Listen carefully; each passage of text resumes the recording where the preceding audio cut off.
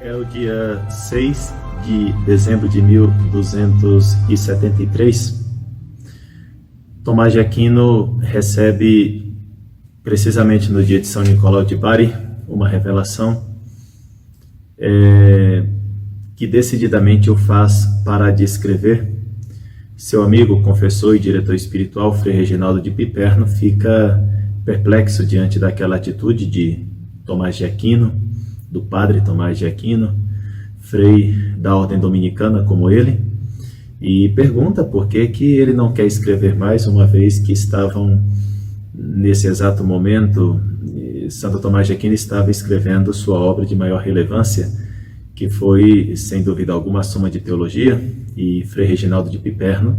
sabia que aquilo daria muita glória a Deus e ajudaria a tantas pessoas.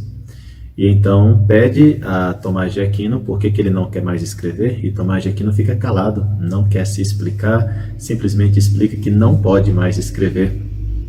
Frei Reginaldo insiste, até que num determinado momento Frei Reginaldo fala: Frei Tomás, por amor de Deus, por que não quer mais escrever? E então Frei Tomás de Aquino responde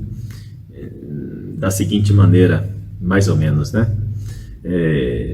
Frei Reginaldo, já que você me perguntou utilizando a expressão por amor de Deus, então por amor de Deus eu te digo que não posso mais escrever, porque naquele 6 de dezembro eu recebi uma revelação divina, eu vi coisas tão maravilhosas que tudo que eu escrevi até agora parece palha, digna de ser queimada no fogo. Bom, essa palha continua a alimentar a vida de tantos teólogos, de tantos fiéis, de tantos infiéis, de tantas pessoas, academias, faculdades, universidades, porque sem dúvida alguma, por mais que o próprio Tomás de Aquino, quase no final da vida, tenha visto a sua obra teológica como palha diante do pouco da realidade que ele conseguiu ver naquele dia 6 de dezembro, numa visão espiritual, sobrenatural, uma visão mística, sem dúvida alguma essa palha, que é a Suma de Teologia e toda a obra de Tomás de Aquino, serviu e continuará a servir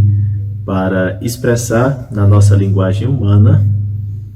que é assim que funcionamos em teologia, por mais que sejam coisas sublimes, realidades maravilhosas, eternas, que nós tenhamos que explicar, e no entanto temos que explicá-las em uma linguagem humana, compreensível. E Tomás de Aquino é, sem dúvida alguma,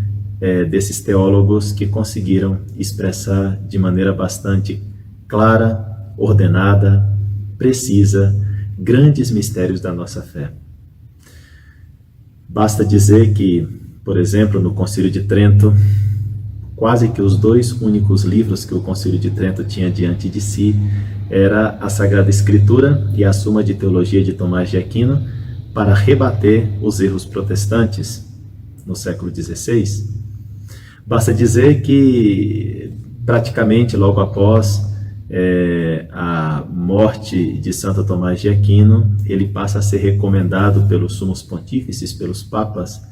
de maneira assim bastante frequente, a tal ponto que o Papa Leão XIII,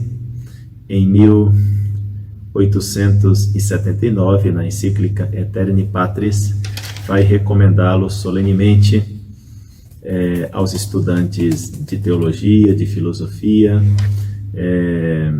e, sem dúvida alguma, Tomás de Aquino não perde atualidade. A cristologia dentro da teologia é a minha paixão. De fato, os meus estudos teológicos, especialmente na tese de doutoramento, que terminei em 2011, foi sobre a cristologia na obra do Jean Danielou, um desses famosos teólogos do século XX, amigo de Henri de Lubac e de Hans von Balthasar,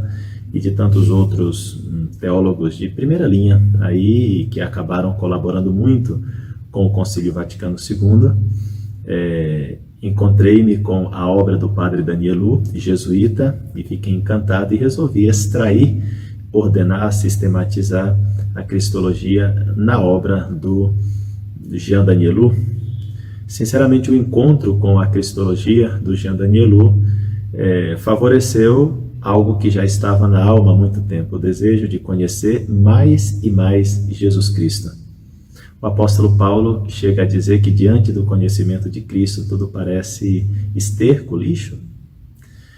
E realmente cativou-me sempre nas leituras e trabalhos teológicos a perspectiva Cristo. Sem dúvida alguma, o mistério da encarnação é a medida de toda a teologia, de todos os aspectos teológicos. Se a gente pega aí a confissão de fé, que afirma que Jesus Cristo é perfeito Deus e perfeito homem, nós podemos aplicar isso a tantas realidades, podemos aplicar isso à teologia moral, à teologia espiritual, à correta interpretação da Escritura na igreja. Podemos ver essa perspectiva da encarnação em todos os padres da igreja, na liturgia, enfim. O mistério da encarnação é a medida de toda a teologia, de toda a piedade cristã, de tudo, porque Jesus Cristo é o mediador entre Deus e os homens, em sua humanidade. Jesus Cristo é o pontífice, é a ponte, e, portanto, em Jesus Cristo, na sua perfeita divindade e perfeita humanidade, unidas em uma única pessoa, a segunda pessoa da Santíssima Trindade, nós temos aí todo o resumo da fé cristã, todo o resumo da fé católica. Por isso, tem que ser, para cada um de nós, uma paixão. Conhecer Jesus Cristo para amá-lo mais e proclamá-lo com um conhecimento cada vez mais preciso, ainda que seja palha,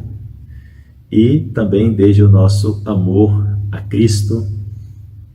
a Santíssima Trindade, porque fazer teologia sem piedade é como ter um esqueleto no qual não há carne. Por isso, Tomás de Aquino, sem dúvida alguma, é desses teólogos que, no mistério da encarnação e a partir do mistério da encarnação, encontra tudo, né?